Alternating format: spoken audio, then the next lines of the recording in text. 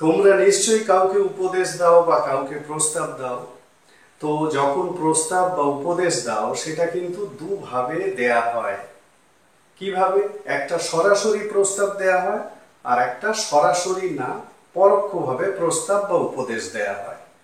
এখন সরাসরি যখন প্রস্তাব বা উপদেশ দিই তখন সেখানে সাবজেক্টকে উল্লেখ করে সাবজেক্টের উপর একটা স্ট্রেস বা জোর দিয়ে আমরা কথাগুলো বলে দিই। কিন্তু যখন আমরা পরোক্ষভাবে উপদেশ বা প্রস্তাব দিই বা ঘুরিয়ে কথাটা বলি তখন বাক্যগুলোর চেহারা কিন্তু এইরকম হয়। এখানে যে বাক্যগুলো লেখা হয়েছে এগুলো সবই কিন্তু পরোক্ষভাবে কাউকে উপদেশ বা প্রস্তাব দেওয়া হচ্ছে। এই পরোক্ষভাবে উপদেশ বা প্রস্তাব দিলে বাক্যগুলোর চেহারা ঠিক এরকম হয়। একবার দেখে নিলে ভালো হয়, একবার ওর সাথে কথা বলে নিলে ভালো হয়, একটু বিশ্রাম নিলে ভালো হয়, কাজটা শেষ করে নিলে ভালো হয়, বা কয়েক মিনিট অপেক্ষা করলে ভালো হয়। এখানে এই যে ভালো হয় কথাটা আছে, এটাকে ভালো হবে এভাবেও তোমরা ভাবতে পারো বা বলতে পারো। মানে একবার দেখে নিলে ভালো হবে, একটু অপেক্ষা করলে ভালো হবে, এরকম ভাবেও বাংলাটা বলা হয়। প্রতি ক্ষেত্রেই সেন্টেন্স স্ট্রাকচারটা একই থাকবে। এইবার আরো কতগুলো জিনিস এই ব্যাপারে আমি তোমাদের জানাচ্ছি, সেগুলো একটু ভালো করে খেয়াল করো। প্রথম কথা হচ্ছে এখানে যে বাক্যগুলো লেখা হয়েছে এই বাক্যগুলো কিন্তু ফ্রেন্ডলি টোনে বলা হচ্ছে, মানে বন্ধুত্বপূর্ণ ভাবে বলা হচ্ছে। কোনো একটা ইনফর্মাল পরিবেশে এইভাবে কথাগুলো বলা হচ্ছে, ঠিক আছে? এবং যখন ইনফর্মাল পরিবেশে কথাগুলো বলা হচ্ছে তখন বাংলা বাক্যগুলো এইরকম দেখায় যে একটু বিশ্রাম নিলে ভালো হয়, একটু অপেক্ষা করলে ভালো হয়। এইবারে এই কথাগুলোকে তোমরা যখন প্রফেশনালি বলবে, কোনো একটা ফর্মাল প্লেসে বলবে, কোনো একটা অফিসে গিয়ে বলবে, তখন কিন্তু কথাগুলো বাংলা কথাগুলোর চেহারা চেঞ্জ হয়ে যায়। তাহলে প্রফেশনালি যদি বাক্যগুলোকে বলা হয় সেক্ষেত্রে কি বলবে না, ভালো হতো একবার দেখে নিতে, যদি একবার দেখে নিতে পারতেন, ভালো হতো যদি ওর সাথে কথা বলতে পারতেন, ভালো হতো যদি একটু বিশ্রাম নিতে পারতেন, ভালো হতো যদি একটু অপেক্ষা করতে পারতেন। প্রফেশনালি ফর্মালি এইভাবে বলা হয়। আবার এই বাক্যগুলোকে যদি তোমরা সার্কাস্টিক ওয়েতে বলো, অর্থাৎ ব্যঙ্গ করে বলো, ব্যঙ্গ করে মানে কি, মুখে যা বলছো আর ভাবছোটা তার উল্টোটা। তার মানে একবার দেখে নিলে ভালো হয়, কি বলো? ঠিক আছে? প্রতিদিনের কথায় অনেকেই এইভাবে কথা বলে, তোমরা ভালো করে খেয়াল করবে। এই যে কি বলো, কিন্তু দিয়ে যোগ করে আমরা কিন্তু কাউকে ব্যঙ্গ করছি, মানে মনে ভাবছি একরকম আর বলছি আর একরকম। তার মানে একবার দেখে নিলে ভালো হতো, কি বলো?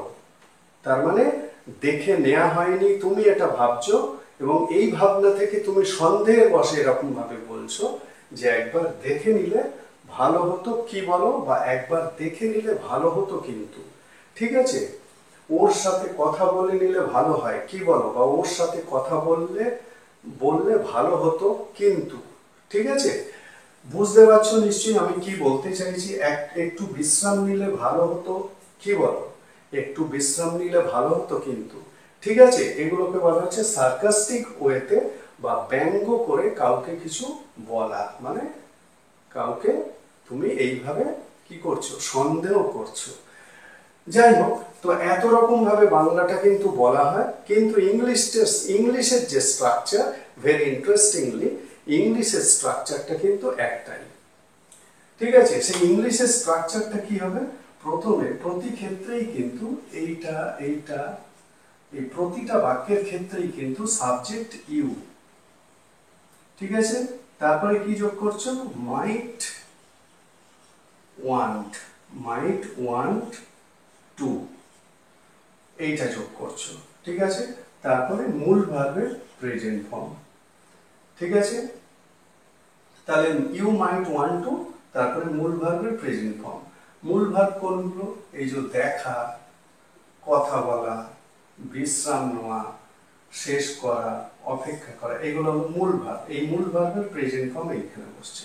তার মানে you might want to check it again, you might want to talk to him, you might want to take a break, you might want to complete the work, you might want to wait for a few minutes.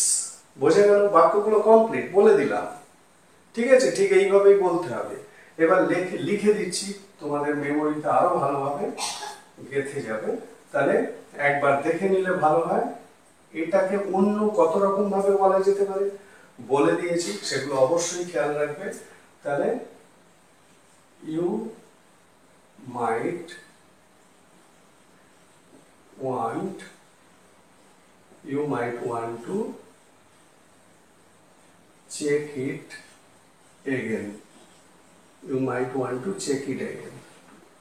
পরেরটা, you might want to talk to him. ঠিক আছে, পরেরটা, you might want to take a break.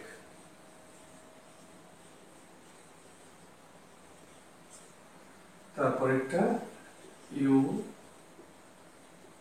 might want to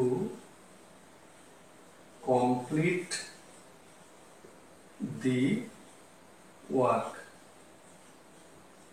ঠিক আছে, পরেরটা, you